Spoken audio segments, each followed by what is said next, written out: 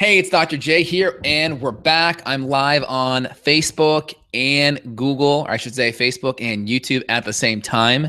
So I'm going to kind of riff on a couple of topics here as questions come in on YouTube or Facebook. I will hit them one by one. Let me just make sure I got my Q&A up here for anyone on YouTube to ask, and then on Facebook, just throw it right on screen. Cool.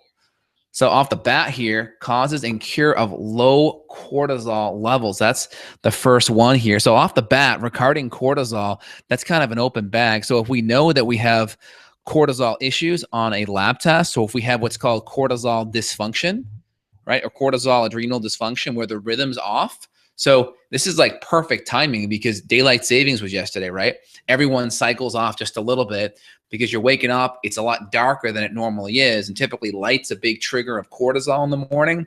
So people are waking up maybe to a little bit lower cortisol levels. So what can we do to bump that up? If cortisol is on the higher side, we can use things to help cool down the cortisol, adaptogenic herbs. Also, just making sure we make diet and lifestyle changes, right? Simple ones. Sleep, stress, meal timing, meditation, exercise will all help. And then when cortisol is low, we can use nutrients to help support and bring cortisol back up, whether it's glandulars, B vitamins, extra B vitamins. Again, it's going to be specific to the whole patient picture. If we have a lot of gut issues going on, then we have to fix those. If we have other hormonal imbalances like thyroid or female hormone issues, we got to fix those too. So it'll be specific on what's going on with the patient. More questions in here. Magnesium threonate for anxiety and passing blood flow to the blood-brain barrier versus other forms. Magnesium threonate's great. Great for autistic kids, people that have digestion issues, because typically it comes in a gel, so you can rub it on your skin. You can also do Epsom salt baths too. Like I did float therapy or float tank last weekend, or I should say just 2 days ago, and that's Epsom salt, which is magnesium sulfate, I think, and that's going to absorb right into your skin, kind of similar to the magnesium threonate. Let's keep on rocking here. And I'm giving people on Facebook some love today too. Evan won't be with us on this side of the fence. He'll be coming in a bit, and we'll do a separate live event in just a bit here. Kendra, advice on helping GB. I imagine that's gallbladder problems brought on by estrogen dominance. I usually work with beta TCP. Yep. Will this still work? Yep. That's a good product. Again, fixing the hormone issues is going to be essential. So that's going to be fixing what it's called estrogen dominance. The more your estrogen. So typically we have progesterone here and we have estrogen here. Okay, typically it's about a 20 to 30 times more progesterone to estrogen. Estrogen dominance is when that ratio gets a little bit tighter. Again, progesterone will still be higher, but that's the start of estrogen dominance, and that can cause your bile to flow kind of more sludgy, more stagnant, and adding things like dandelion, fringe tree, and artichoke root extracts helpful. Adding extra bile salts is really helpful. Milk thistle, silymarin is really helpful. And then avoiding food allergens. Autoimmune templates, great to start, minus the pork. Pork can be a gallbladder issue. And then slightly bringing the fat down, more coconut oil for the fat because it doesn't require bile salt enterohepatic uptake. So you can break down the coconut fat better than you can, for instance, let's say bacon fat, for instance. So hopefully that's a good starting point. Is it good to cycle adrenal glandular cortex after long-term use? I do. I like cycling it. Again, depending on where you're at, glandulars have nutrition in it, but a lot of times they're going to have some small amounts of hormone in it. So again, B vitamins are going to be great. Nutrients are going to be great. Cycling the adaptogens can be helpful. And regarding the adrenal glandular tissue, I just recommend taking it when you're more stressed and less in your less stress. And if you're just not stressed at all, don't even take it. So you can kind of make it dose dependent based on stress in the long run. In the short run, in the first 6 months or so of care, you can take it continuously, and then later on you can taper it up as you need. Hope that makes sense.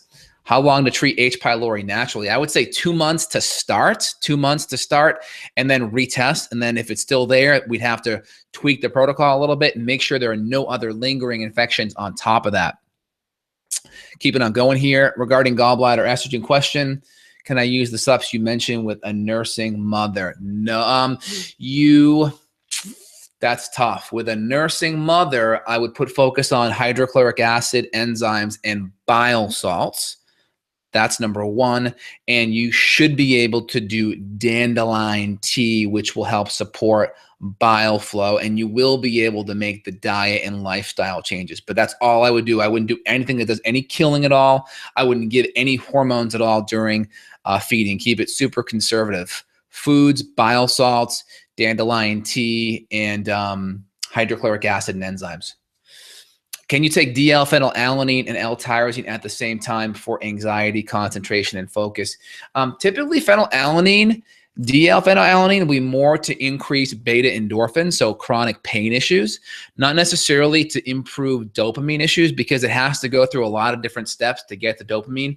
And there are like kind of these enzymatic governors in place that prevent therapeutic conversion of dopamine. So for instance, let me give you serotonin, for instance. L-tryptophan has to convert to 5-hydroxytryptophan. And there's this enzymatic governor there that prevents all of it going to the next step. Now, when you go from 5-HTP, that can go to serotonin. And there's not a governor between 5-HTP and serotonin. So the more 5-HTP you increase, the more serotonin you increase. Now, if we back it up, the more L-tryptophan you increase, you're only going to get so much 5-HTP. Same thing with dopamine. Dopamine, you have phenylalanine, and then that goes to L-tyrosine. Then L-tyrosine goes to L-dopa, and then L-dopa goes to dopamine. So same thing here. If we can give more L-dopa will mean more L-dopamine. More L-tyrosine will not equal more L-dopa. Hope that makes sense. Okay, any other questions here? Let's keep on rolling. So today, the theme of the day here, what people roll in questions, is daylight savings. What are things you can do to help with daylight savings off the bat and get your body readjusted? Number one, bite the bullet. Seeing the sunrise is super helpful because you get your HPA axis re-regulated, because one of the biggest drivers of cortisol is light. That's why we have really good sleep hygiene at night, because lower lights equals low cortisol. Low cortisol and melatonin are on an inverse. So the lower the cortisol, the higher the melatonin. So we can start by having a good night's sleep, getting the light down, taking a little bit of melatonin at night, which will bring down the cortisol. And getting up and seeing the sunrise is super, super helpful. Okay. Taking adaptogens during the day will also help re-regulate your cortisol, especially ashwagandha. And then I'd say also on top of that, getting a little bit of caffeine first thing, or something to help punctuate that rise in cortisol in the morning, because that rise is now happening in about an hour earlier. So doing something to really punctuate that cortisol rise in the morning. It could be cold shower. It could be a little bit of like butter coffee with MCT. It could be some extra glandular tissue and B vitamins, and then also adaptogens throughout the day. I'm actually going to grab some adaptogens right now. One sec. All right, I'm back. So any other questions here, feel free to roll them in. I'm looking at Facebook as well as YouTube, and we'll jump over to a podcast real soon, probably in the next 10 minutes with Evan, just hitting a little bit of Q&A ahead of time. Again, I hate daylight savings. I mean, what's the point, right? I think it's something around World War I. They did it because fuel deficits, and it allowed farmers to utilize fuel better. It was better for the economy, but now totally not an issue, right? Absolute big waste of most people's time and energy. Kendra comes in. Adaptogens. There are stimulating ones, relaxing ones, right? I've always thought that they would adapt and perform either function, but I've heard otherwise. Yeah, it depends, right? Ginsengs tend to push things up a little bit more, but again, it's going to be hard to overstimulate like a glandular, right? That will push things kind of up. Licorice will kind of push things up. Things like ashwagandha. Here's a blend of rhodiola, ginseng, ashwagandha, and eleuthero. So a blend that kind of has ginseng kind of pushes up, ashwagandha kind of modulates, rhodiola kind of modulates, eleuthero kind of modulates, does more sex hormones with the eleuthero. Taking a blend will be pretty good. Again, if you're going to push up, ginseng will tend to push more up and give more vitality. Ashwagandha will tend to modulate, rhodiola I recommend more for mood issues. Ashwagandha more for sleep and anxiety issues. Ginseng more for just to upregulate energy. Rhodiola more for depression and mood. And again, some medicinal mushrooms have adaptogenic effects. Cordyceps is really good, especially for immune function. And then what else? I mean, Korean ginseng is kind of the same as American ginseng. Again, you have other adaptogens that are going to help more with the female hormones too, like chaste tree is kind of in that family too. Let's keep on rolling through.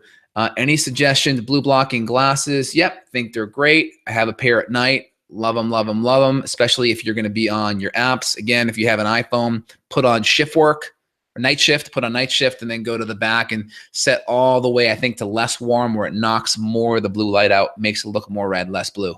That's a good starting point.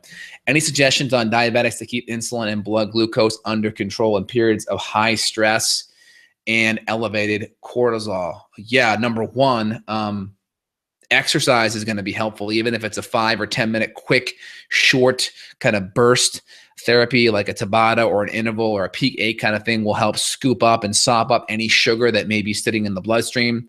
The increase in growth hormone will actually buffer and lower cortisol as well, which will be helpful. And then obviously all the diet and lifestyle things, adaptogens will be key. Again, diabetics, lower carbohydrate, high fat, moderate protein diet, extra blood sugar nutrients like chromium, gymnema, alpha lipoic acid are going to be essential. EMF, I currently have my home set up with Wi-Fi lights. Does this affect sleeping? Let me grab one thing here for you guys. Where is it? Here's my new EMF meter right here. So you can actually get one of these suckers and test your EMF. What I typically do for EMF is I have a Christmas tree timer, turn my Wi-Fi off at 11 p.m. at night and turn it on at 7 a.m. So I get 8 hours without any Wi-Fi in my house. I highly recommend that. You can also get ones that will go a little bit later on the weekends in case you're up maybe a little later. You can kind of do that and flip the switch and it will turn it off if you have guests there. But I recommend the Christmas tree timer for the Wi-Fi. That'll be essential. Rolling down my questions here. Oh, getting a lot coming in here.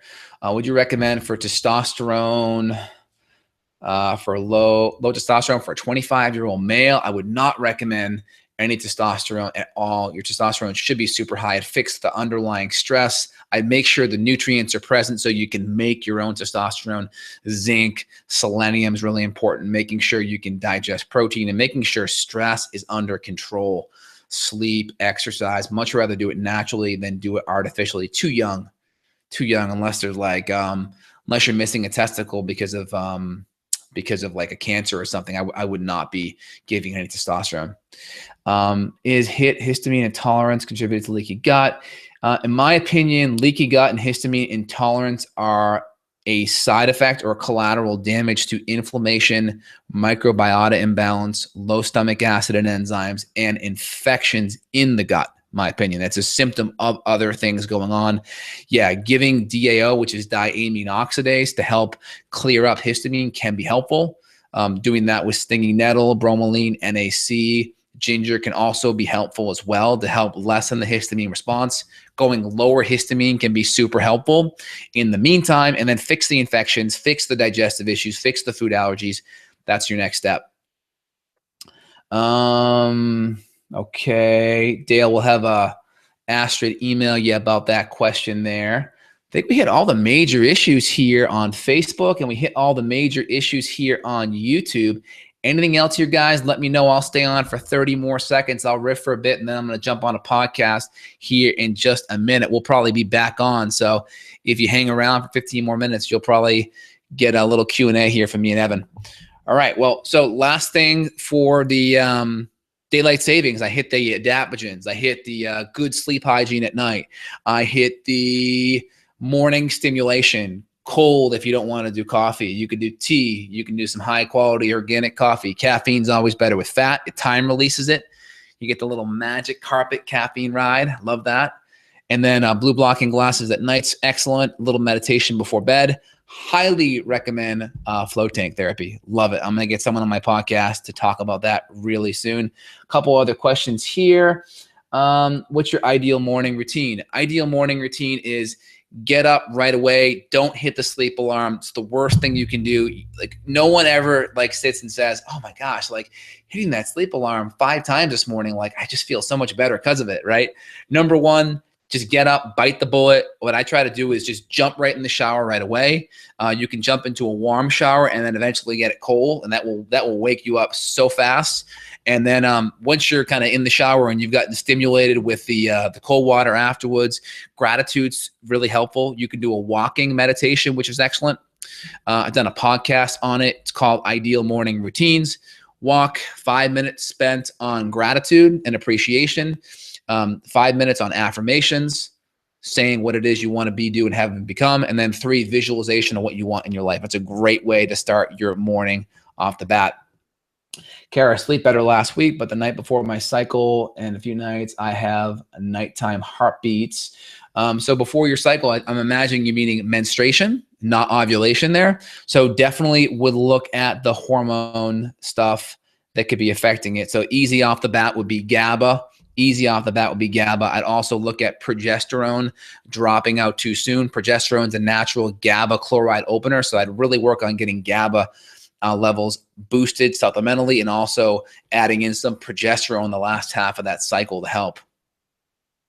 Low progesterone or low estrogen both make the heart. Yep, totally makes sense, right? Progesterone opens those GABA chloride channels. So I would look at progesterone for sure. Can costochondritis, that's rib cartilage inflammation pain. Can it be caused by gut infections? Yeah, they can feel very similar. Absolutely. Again, typically if it's a rib issue, you know more because it feels like a knife stabbing into the back of your lung as you inhale. Seeing a good chiropractor that can help put that back into place and get movement, super helpful. Best way to detect PCOS. Number 1, blood sugar issues. Number 2, abnormal hair growth. Number 3, transvaginal ultrasound, looking for cyst. 4 is going to be elevated free testosterone and or total testosterone. Have you ever heard of the positive effects of heart rate variability training? Absolutely. Think it's great. Heart math, M-Wave is phenomenal. Breathe in, breathe out, get in coherence. Think it's excellent. Again, heart rate variability, better ability to adapt to stress. The more variable your heart rate is, the more your heart rate is consistent. That lower heart rate variability, the more it's inconsistent, the better increase, and the more you can adapt to stress better, which is great. Once the cycle starts, you can still supplement with progesterone to stop the high heart rates. Yeah, once the cycle starts, it depends. If estrogen's out of balance, we can use a small amount of progesterone, let's say 20% of, let's say 80% less of what you did in the last half of the cycle at a small level dose in days 2 through 12 only. But that's getting really clinical. I'd want to look at some labs and talk a little bit more before making recommendations. Oh, we got Evan in the house, my man. All right, I'm going to end this chat and we'll be back in 5 minutes. Evan and I are going to do our pregame chat and we'll be right back. All right, thanks everyone.